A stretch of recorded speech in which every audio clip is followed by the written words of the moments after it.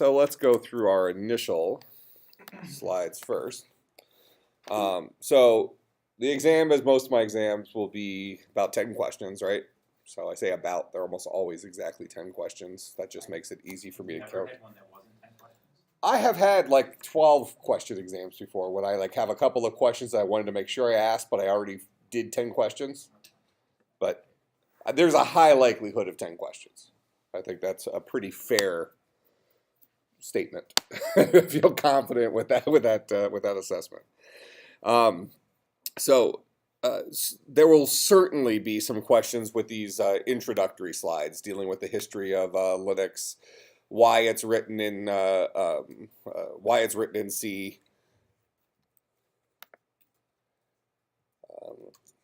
That doesn't mean that much to us. Certainly the idea of standards, what was the issue before standards versus after we had standards, how did that help things, specifically kind of moving towards the idea of POSIX, right? So in the early days of Unix, we had a whole bunch of different operating systems that were all Unix-like, but there were not standard APIs for writing I/O type stuff on these systems until POSIX came along. And if you remember that we had that picture, it might be in here, I don't know if it was in here or in the book, but that showed like all the evolution of the standards. That was like kind of craziness. So POSIX was kind of our answer to that. So that's this guy. So there will certainly be a question. I mean, I can almost guarantee there'll be a question like, what is POSIX and why did we need it? Something like that. I can't even imagine a question very much along those lines not being on the exam. Right, so like I haven't written it yet, but as I'm going through the slides, I just can't imagine not asking something very close to that. So that should be free points, right? Right.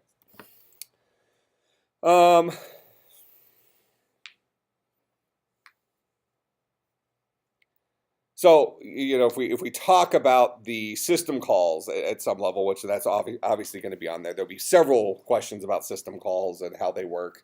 We're ultimately communicating with the kernel, so we should understand the kernel is ultimately the operating system, and these are the things it provides. The questions on the exam, though, it would be fair game for the exam to draw from knowledge you should have gained from 350, the operating systems class, but I wouldn't expect it to have like very integral knowledge. Like I wouldn't ask you something that maybe has slipped out of your head since 350. It would be more of things that we've really incorporated into this course. So more than likely dealing with process management and memory management, these two guys here. Because we've been talking about child processes and process IDs and how those things work, as well as shared memory and buffers and that kind of stuff. I probably won't ask a question about CPU modes. Important, but really not that fun. So, I mean, it is what it is, right? I mean, it's not that. What am I supposed to ask? What's the difference between CPU modes and whatever? I don't know, it's kind of stupid. Same thing with shells. I probably wouldn't ask anything about shells. Permissions are important. I possibly would give you a question dealing with chmod if I decided to be like, I don't know, particularly evil or something, like write a chmod command to change the permissions to like something like stupid, you know, like not readable by the owner, and and the group has complete permissions and everybody else can only write to it or something like that. But I don't think I would do that. But we should understand. You don't need to know those. No, you should definitely know. So you should have that memorized. Yeah. Well, it's not even a memorization thing. How is it not? Isn't that the way to separate the numbers? Yeah. Yeah. So I have to remember the numbers? No, you can calculate them. So I have to remember how to calculate them? What do you mean they're octal? All right, I won't ask you about permissions. That's a good question. So I have to remember how to remember how to. All right, but you do have to memorize this. And I'm going to ask you to reproduce this completely in reverse. Every single part of it needs to be. Just the slash. Just You have to reverse the slash too. It has to be upside down and backwards. Certainly the idea of universal I/O, and that's been an overarching theme, how everything's a file that we've dealt with in here. So I don't know exactly how I would ask the question, but there will be something along the lines of what is universal I/O and what is the advantage, or something like that. All right. Oh, here's that 3 bits, another opportunity. There's universal I/O.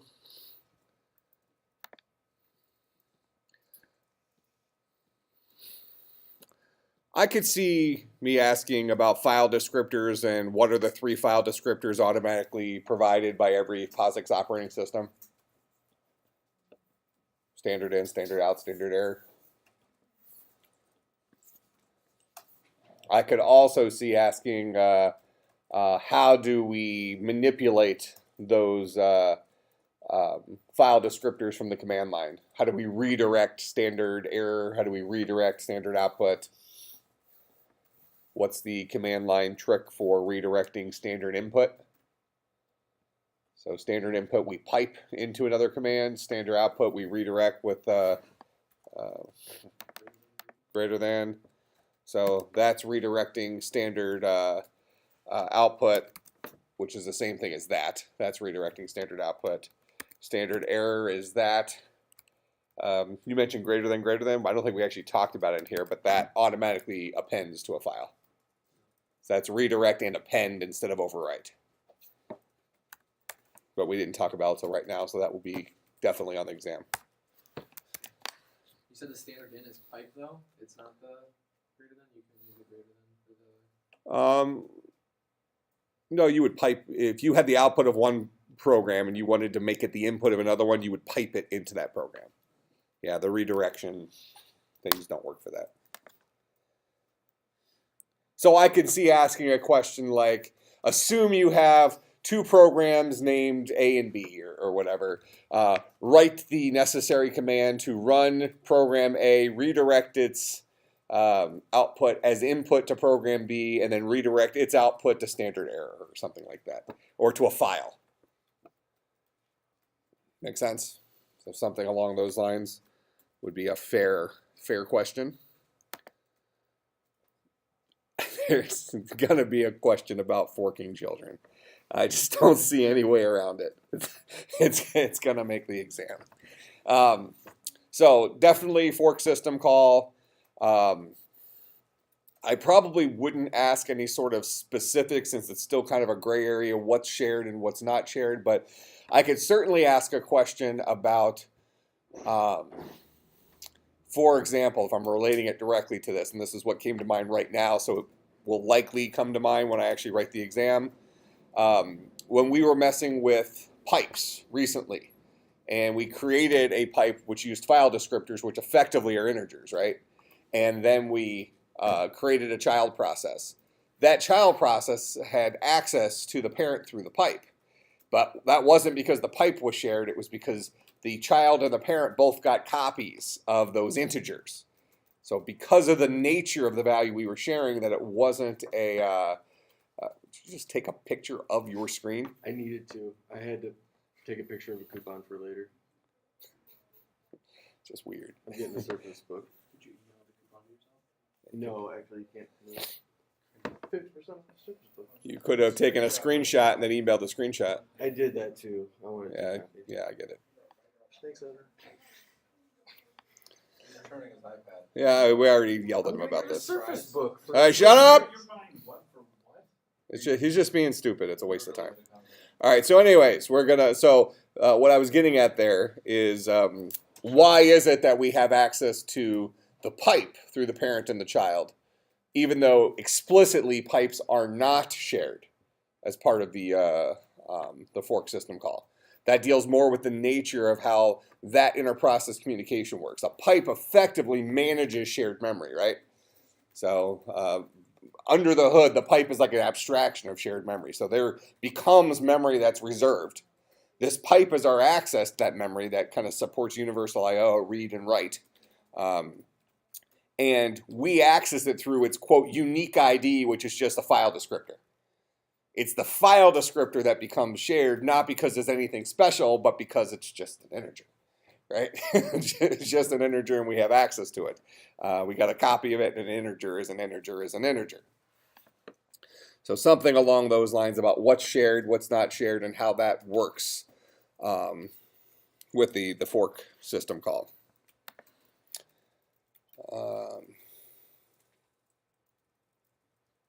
Probably wouldn't ask. I mean, it's funny, it's important, but the differentiating factors don't really mean anything to us at this point.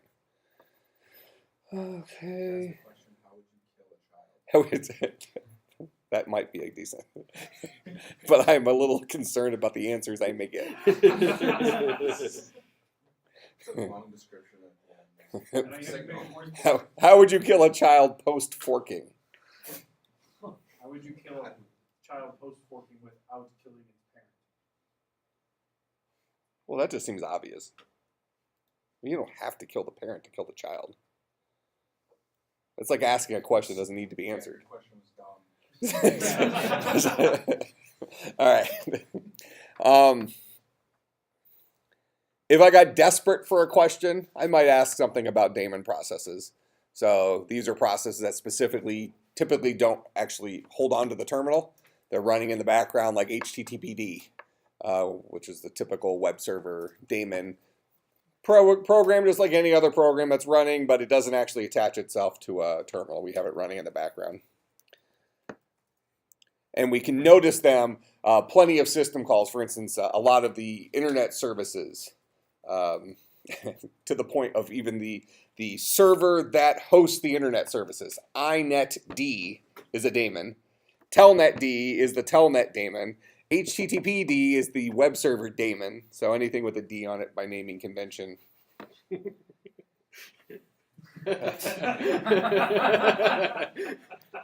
By naming convention typically is going to be a daemon or something else. Okay, so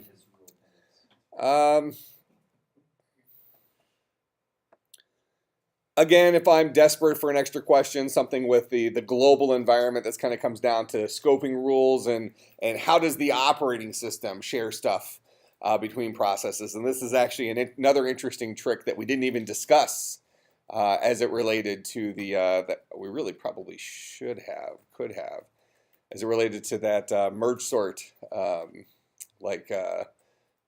workaround application. We probably could have leveraged the global environment of the operating system to share stuff between the children. We still would have needed to play these tricks of who's done with their job and that kind of stuff, but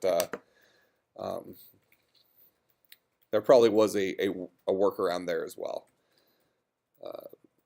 Let's see. So if I got desperate, the idea of the environment list, which is effectively a global scope in the operating system that all processes have access to.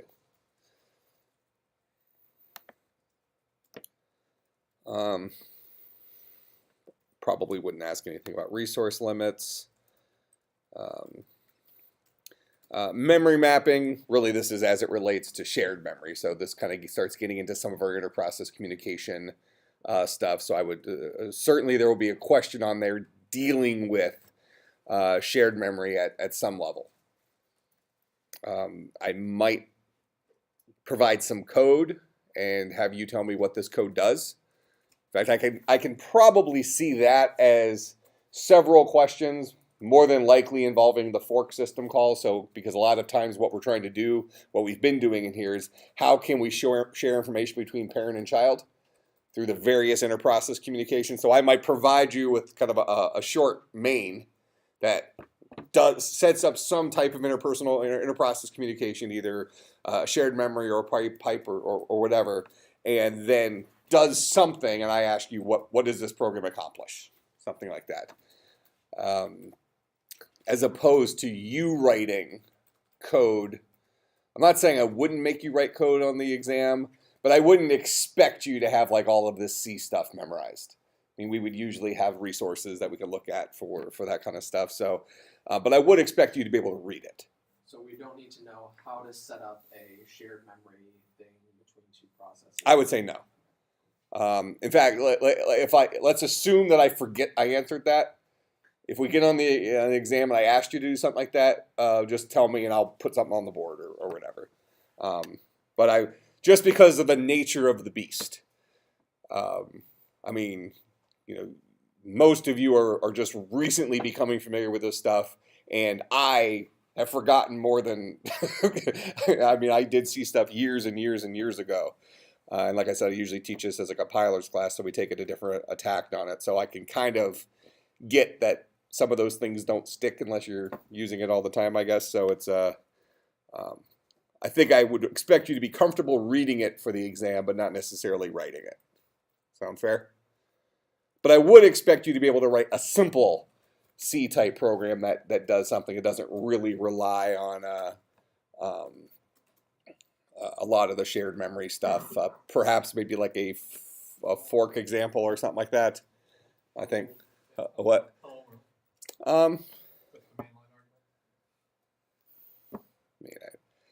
I bet you half the class would get it wrong. Yeah. I'm busy taking pictures of my iPad. Let's think about that. I think that'd be not with a command line argument. I think this would be a free 10 points and think it would be valuable to us in here for especially the second 8 weeks when we're writing even more software. I'll do a hello world C program. Ask the question. Huh? Ask the question on the test. As the question. Yeah, that's a full Okay. grade. Hey, so a absolutely error-free hello world program in C. Okay. In C. So that means include standard io.h, int main, int argc, comma, char pointer argv. Did you take off points if we use the Char pointer argv brackets. No, I won't take off points for that. So If it would we compile can't with do it the GC, school kids way, but we yeah, probably should. if it would compile with GCC, it would be acceptable. Then printf, that jazz. So that'll make it on the test. I think that would be a good thing for us to be able to do off the top of our head. Start a C program from scratch. Okay, let's see. So memory mapping stuff.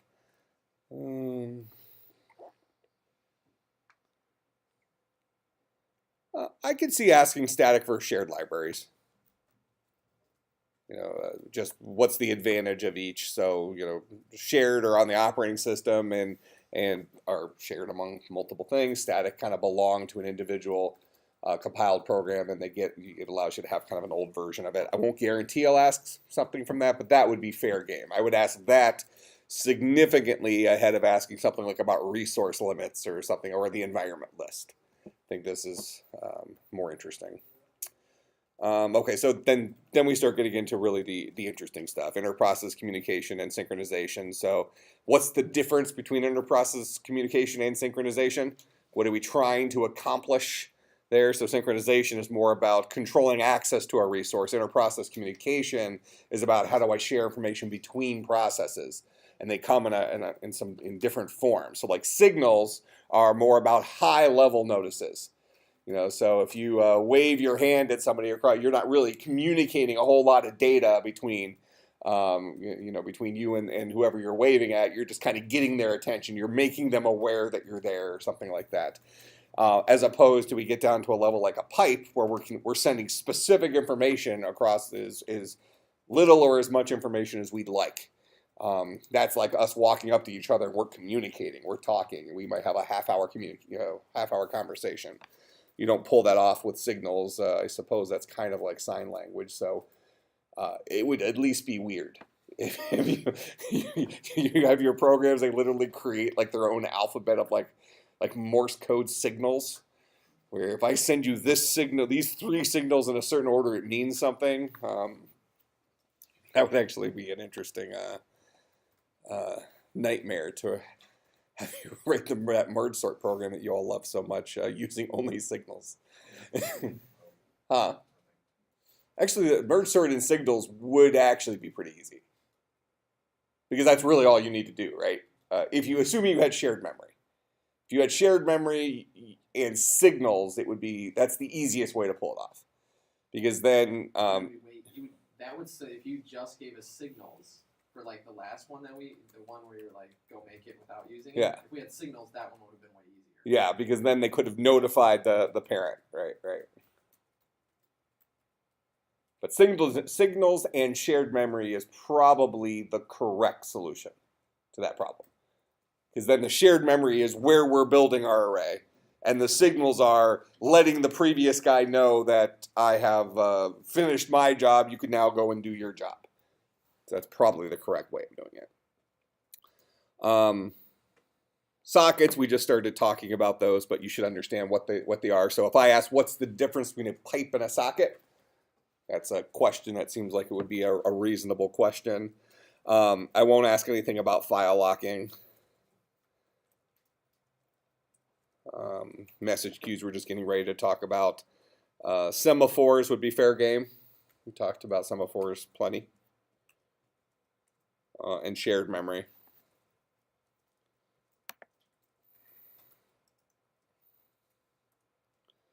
I could ask a question of threads versus processes and pros and cons of those. That's going to rely on you knowing some stuff from the 350 class as well as what we did reiterate in here. So it's not like it's, I guess, unfair. But the idea of, we could fork a process or we could spawn off a thread. We haven't learned to spawn off threads well, actually, spawning off threads in C would require the pthreads library, which came way, way, way later. But in any case, what differences does that make? What are some of the implications of a thread versus a process, and when might you use each? Okay. I won't ask anything about these process groups or organizational things. And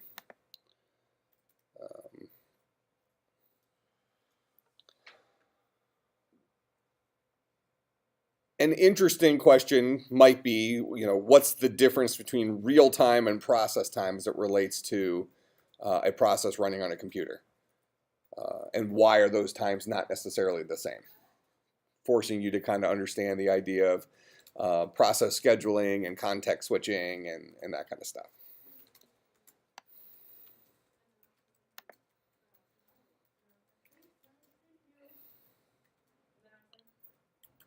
Okay. So client server stuff, this is really what we're getting into now as we start dealing with sockets, so I probably won't ask anything specific about it. Not going to ask specifically about proc. Certainly RESTful API. Now that we're starting to talk about sockets, and we did talk about RESTful APIs, that's kind of a segue into there. If we start using sockets to create a network-based listener for our, we're kind of moving towards rating like a chat server. So understand the nature of a RESTful API in terms of how it leverages the HTTP protocol for get, post, put, and delete. The nature of system calls, how it's an API library that sits on top of the kernel that allows our user applications to ask the kernel to do things on its behalf.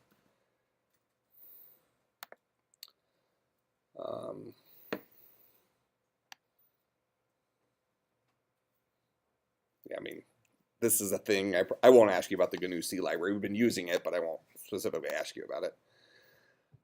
I could see asking something about header files, like why do we need header files? What did we do before header files? That kind of thing. Maybe what's function prototyping? So maybe one question involving something in that little realm.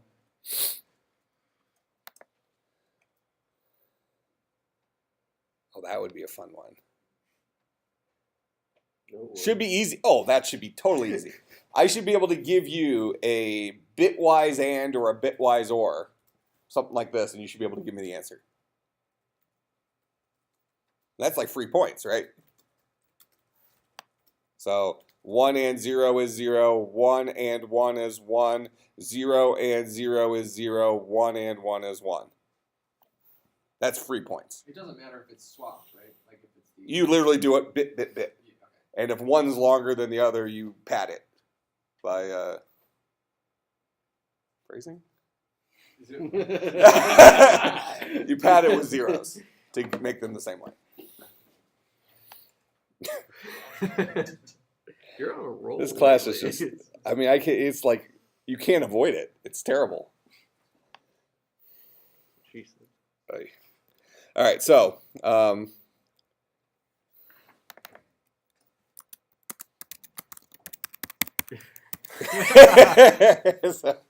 there's pretty high chance that's making it on the exam. I feel like that's gonna be on the exam. Yeah, that was going to be on there.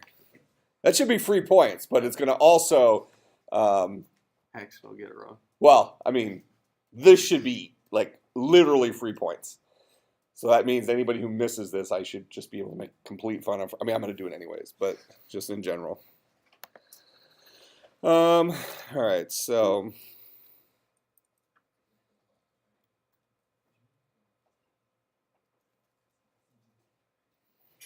All right, let's leave it at that. Of course. Yeah, apparently I made the hallway. Yeah, unless it's supposed to be that way. I mean, I didn't write it. Tony wrote it, but I don't know. Is it supposed to be like Hulk speak, or is it literally just screwed up? I don't. Well, I mean, if they're trying to take a quote, then they just botch the quote. If it's supposed to be Hulk speak, then Then it leaves room for the Hulk. the gray area or something.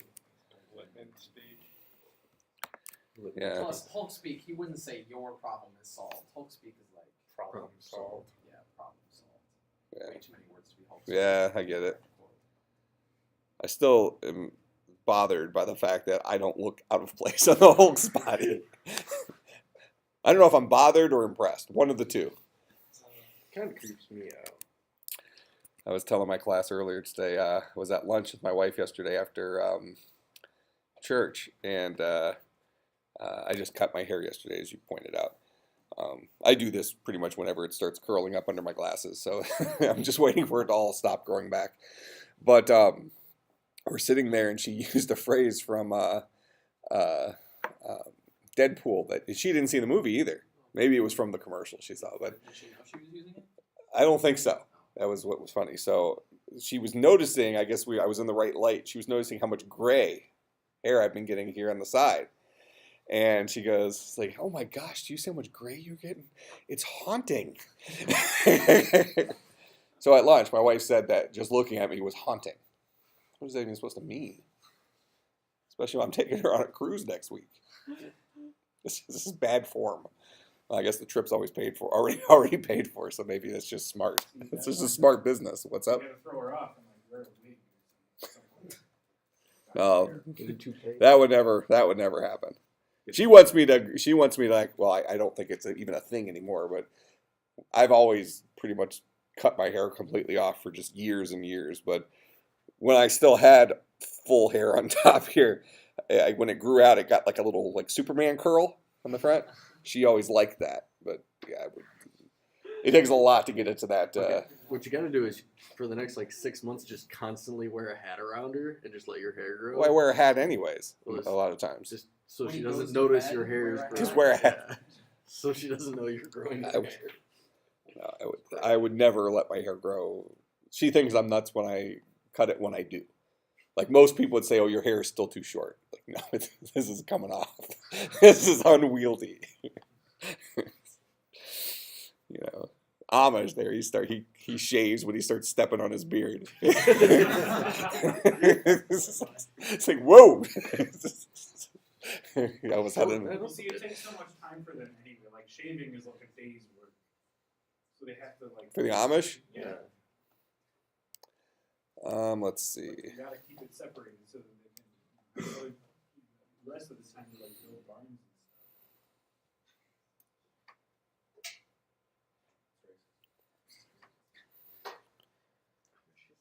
All right, so. Erasers.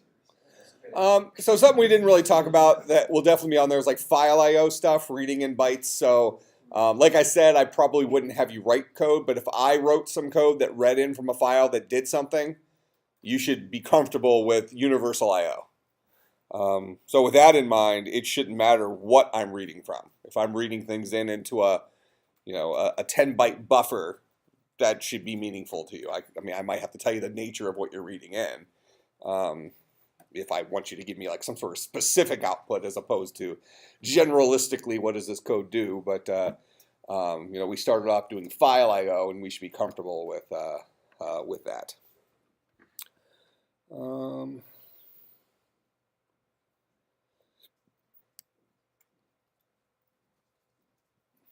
Talked about pipes. I won't ask the difference between named and unnamed pipes. The real difference is whether we have to directly share it with the children, or can we make a pipe available via name to children without them having direct access to the original file descriptor. Other than that, from a performance perspective, there really isn't a thing. Sharing a pipe in this class is just ridiculous. Can I share a pipe with you?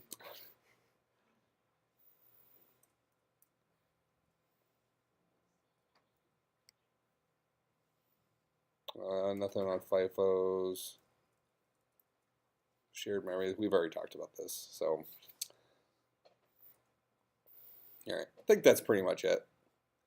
So 10 questions dealing with that stuff. Probably 2 or 3 questions where I give you code and ask you, what does this do? And make sure you pay close attention to those, because if there's 10 questions on the exam, that means that each question is 10 points. So don't just glance at it and assume that you think it knows what it does. Walk through it line by line, make sure you resolve everything, because chances are I'm going to probably try to write something in there that's a little bit quirky, right? So, just because I'm not asking you to write the code doesn't mean that it's free points. So don't screw up on the exam because you zip through and say, oh, well, that looks like a Hello World program, when the reality is it's printing out some pointer address in reverse or something. All right, questions about the exam? It'll be on Wednesday. You have the full class period to do it. I will hopefully get it graded Wednesday. Oh, gee, not Wednesday night. Oh, that's gonna be a nightmare. Thursday morning. We will not have class on Friday. I will be in Florida. I will. I'm here Thursday. I don't leave until Thursday evening. Yep. So that's it. Questions, comments, concerns, bribes? All right. I'll see everybody on Wednesday.